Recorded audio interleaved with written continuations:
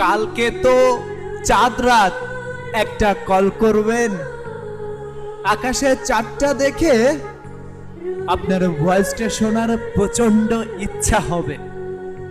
ঈদের দিনের সকালটা আপনার ভয়েসটা একটিবার শুনতে চাই।